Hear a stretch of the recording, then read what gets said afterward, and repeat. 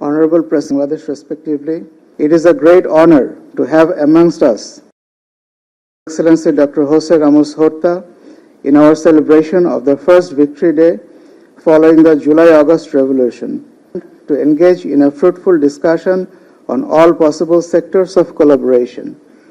The meeting between two sides has just been mechanism. Number 2, agreement on exemption from visa requirement. Chief Advisor of the People's Republic of Bangladesh will grace this auspicious occasion by their kind presence.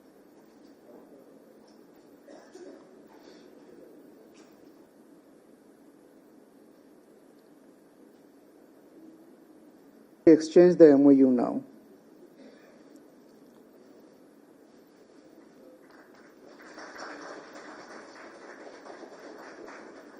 Thank you, Excellencies.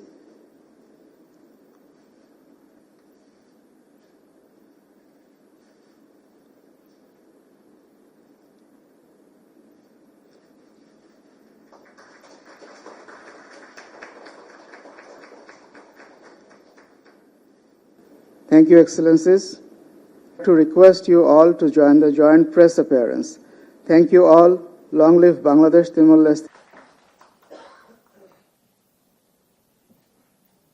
After I had left office as president, second in 2014, in my capacity at that time as a chair of the high-level panel on UN peace operations.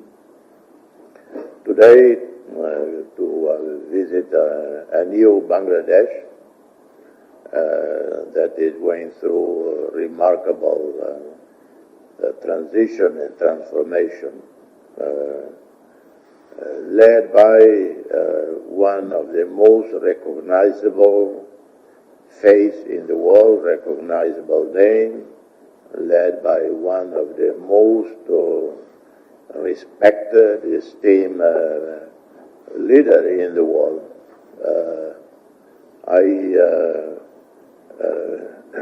The other day, a few weeks ago, when I was reading again about my friend and mentor, Muhammad Yunus, I noticed he has more than 100 honorary degrees, doctors honoris causa. And I say, what? I have 20 or 20 plus. I don't know of anyone in the world who has more than 100 honorary doctorate degrees. And it is the only leader in the world with such a name recognition, such a respectability in active office. The only person with such respect in the world that can come to my mind is Mandela and John Kennedy, names that are easily recognizable. Mahatma Gandhi, Fidel Castro, Che Guevara, or some great academics, intellectuals in the world. So Bangladesh is very fortunate, very lucky to have such an unassuming, humble person leading this. And he probably doesn't like the word leading, but maybe working with you, with the young people, young generation, with the students, to transform the country. We have a similar history of past suffering, tragic events in the past that happened to us, like in many other countries. And nature has not been very generous to the Bangladeshis. In some ways, maybe it has been generous, but other ways not very generous. But that molded the Bangladeshi people to be resilient, to be creative, hardworking, and successful. Sometimes history naturally imposed on us some lessons that we know to survive. To thrive, you have to be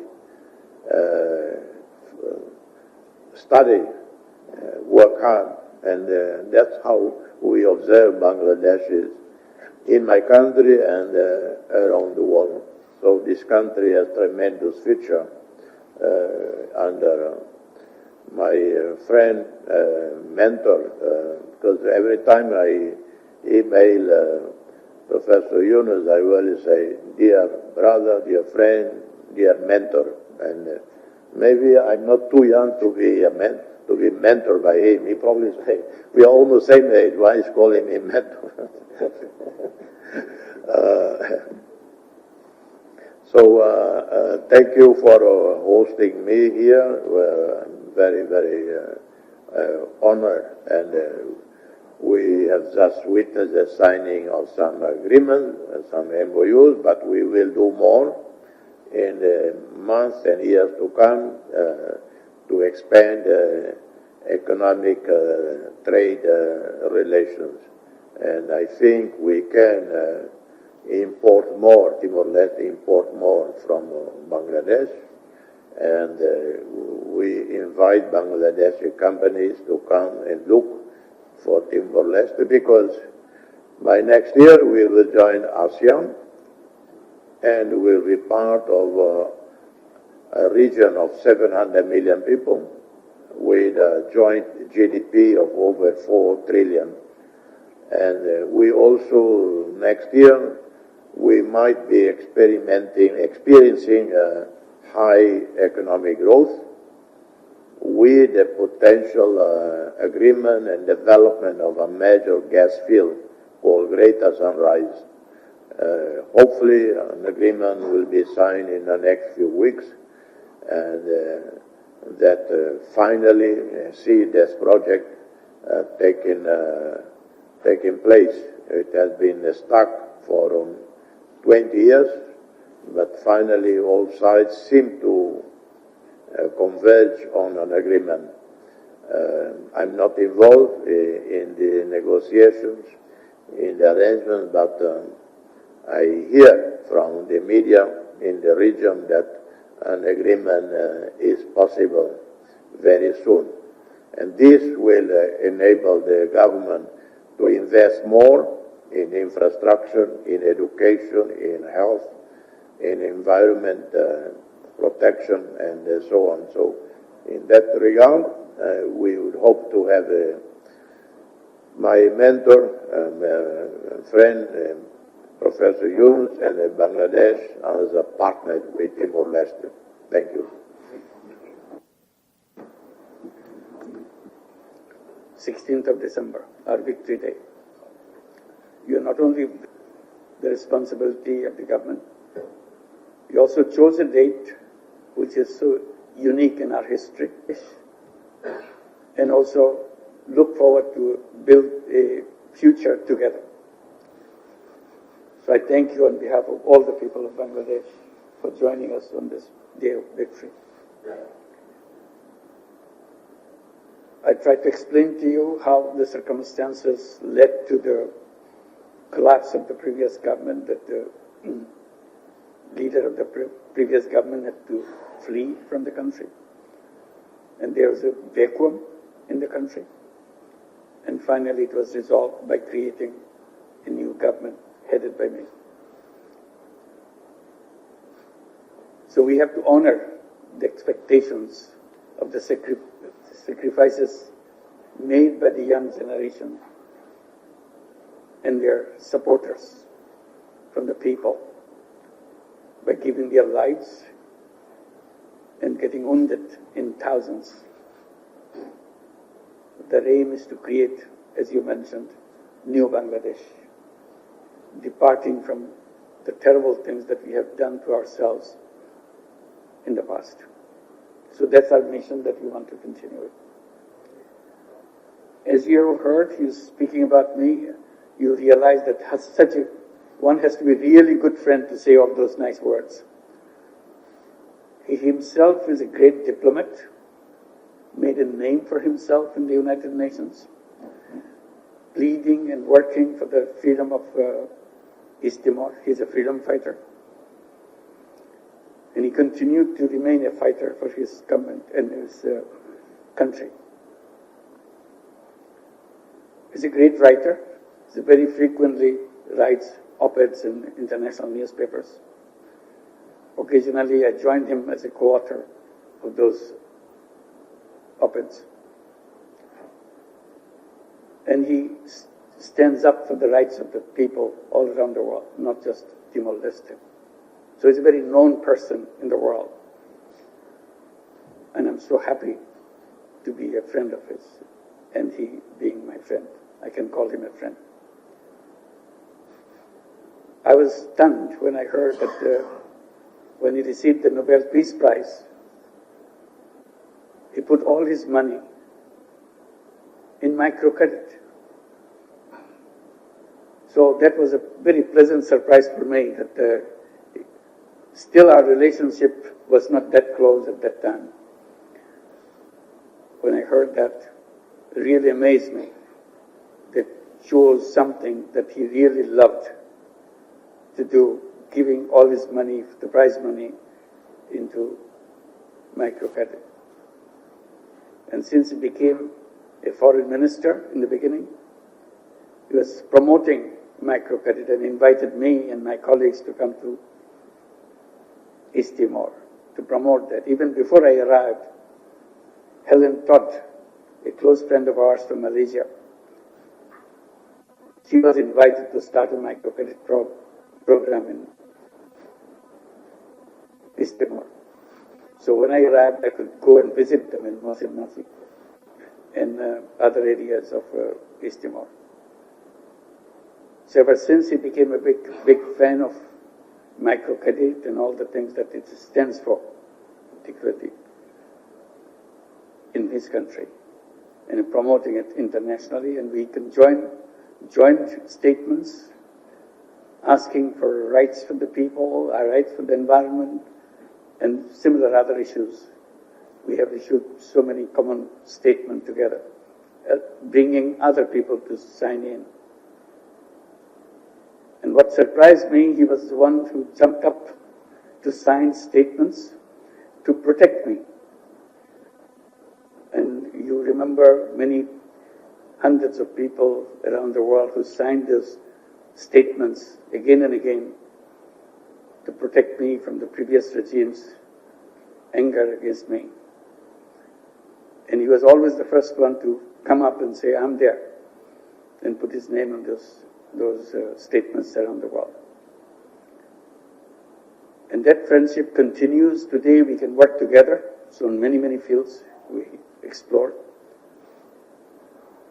In Bangladesh and East Timor, history is intertwined, because the birth of East Timor is connected with Bangladesh. Very surprising for many people to hear that. Because when East Timor was created, it was under the supervision of United Nations. And the first one to be the representative to oversee the East Timor transition was Sergio Melo, right? A Brazilian. And he was the head of the administration in East Timor, when the East Timorese is not given the responsibility to run the country yet. But he was transferred. Soon after, he left for Iraq. If you remember, a shocking thing happened. He was killed in Iraq. The whole world was stunned by his death. The person who succeeded in East Timor was Amira Haq from Bangladesh. So Amira Haq was literally the head of the government in East Timor. And Bangladeshi Peace Corps, peacekeeping army, they were the ones who were running the country, along with many other international peacekeeping forces, to bring order and peace in the island. And because of the connection with Amira Haq and the Bangladeshi Peace Corps mission, the entire police force of East Timor was a Bangladeshi police force. So wherever you go, you see Bangladeshi police force. They are the people ensuring law and order in East Timor. And when I was visiting in 2004, I was invited by Amira Haq in her big palace, inviting everybody in East Timor. I saw how much respect she enjoyed from all the Timorese people and all the people under her.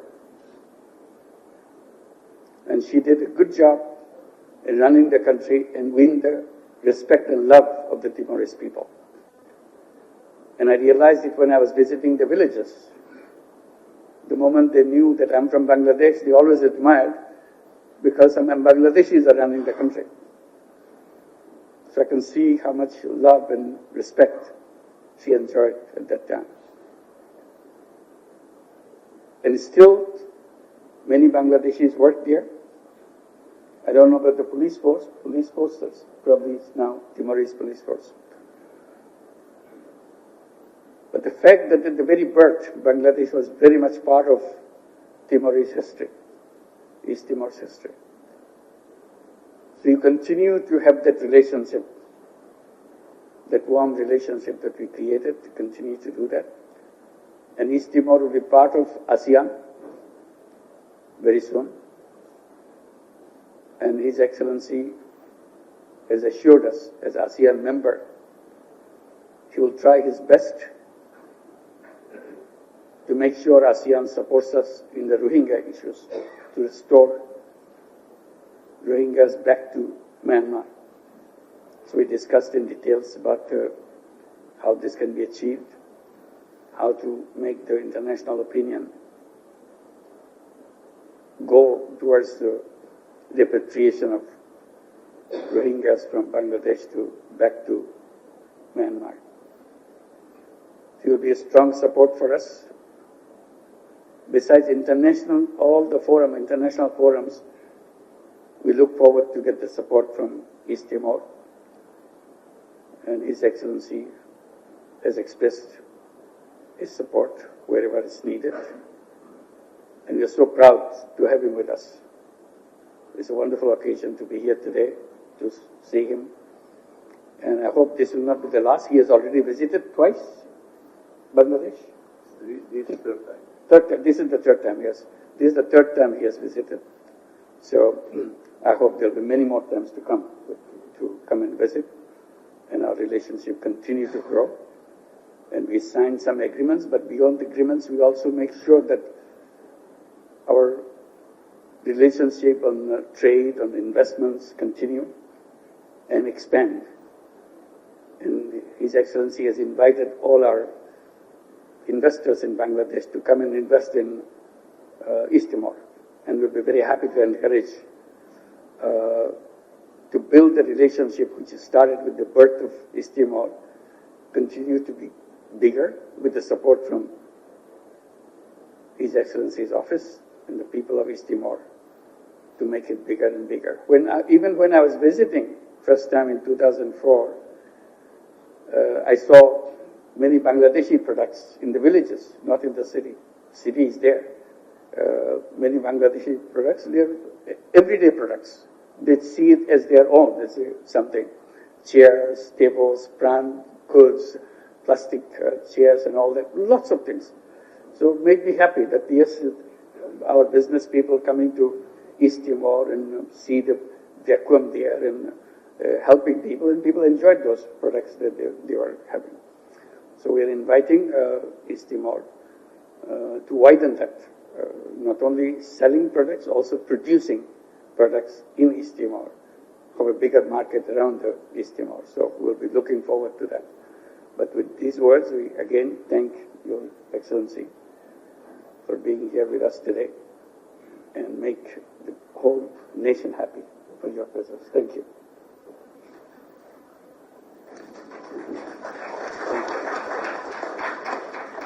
Honorable President of the Democratic Republic of Timor-Leste, His Excellency Dr. Jose Ramos Horta, Honorable Chief Advisor, Government of the People's Republic of Bangladesh. Thank you. Yeah, I just mentioned that there's a lot of things to both countries, and with the leadership of His Excellency, also makes it a stronger relationship. So on all international fronts, we'll work together.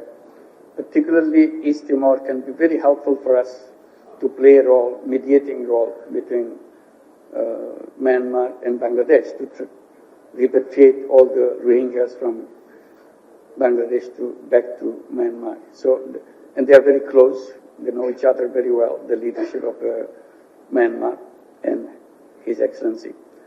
So, and also, he is known as a great diplomat in the international circuit.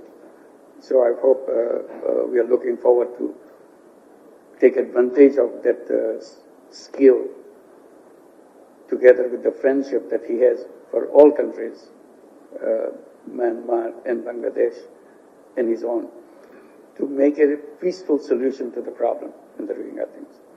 Also, economically we can benefit because they are inviting us to invest, and it's a great opportunity. The resources East Timor has is totally endless, from oil to the greeneries, the forestries. Wherever you go, it's a beautiful forest. It's a wonderful occasion to do that, and education, many other things that we can do. Technology for people in the remote places, which we have done in Bangladesh. We can bring it to East Timor for doing that. And they'll be very happy, and that's what His Excellency was explaining in inviting us to come. So our relationship grows stronger as we visit each other and see the opportunities for each other in both countries and continue to achieve those things. Thank you. You are Nobel Peace Laureate. What is your message for global peace in the present context? Well, one just need to read the news of the last few 2 years, few months, few weeks, few days, few hours, to be so disillusioned, pessimistic about the way forward. Frankly, global leaders, particularly those sitting as permanent members of the UN Security Council, they have this privilege, the power, one, to prevent conflicts from happening.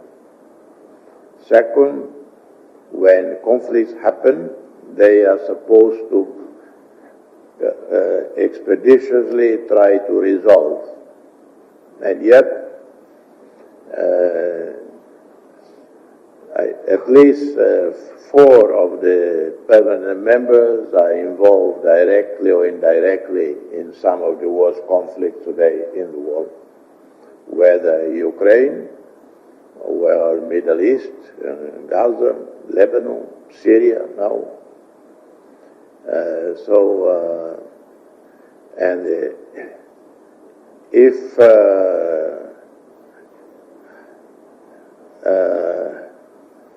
dialogue does not happen, serious negotiations do not occur to prevent an escalation, whether in the Middle East or whether in Ukraine. It will be catastrophic for human beings, and they're directly impacted, but also for global economy and for us all. I remember before the Ukraine war, 25 kilos of rice in my country cost about $11. I know the price because I often go with my old Willys Jeep, 1948 Willys Jeep. I buy off the stores to deliver to some poor families myself. And so I remember $11 for 25 kilos, and I think $6, $7 for 5 liters the famous Indonesian cooking oil, and so on. As soon as the Ukraine war happened, price of rice, the same 25 kilo, from $11 jumped to $18, $19, $20. So a war that is initiated elsewhere impact on the poor in the periphery. So if the situation is not addressed, we will have a second, third wave of economic crisis, food crisis, and another wave of refugees flocking again out of Syria, as many thousands are returning from Turkey into Syria. But the story is not finished yet. It could be quickly they turn around and they flee back to Turkey and then to Europe. And yet the multilateral security arrangement that was created since World War II literally collapsed. So no really room for optimism. Only what I can say is that in our respective countries, in my country, we do everything to keep peace in the country. When I was asked, what can Timor-Leste contribution to ASEAN as we join? I say, the greatest contribution we can make to ASEAN is to keep the peace, stability in our own country, so that we do not become another headache for our neighbors. Timor-Leste today is very peaceful. We have zero political violence, zero ethnic-based or religious-based tensions. We don't even have tensions, let alone violence. Political feuds happening inside the parliament, and then that's it.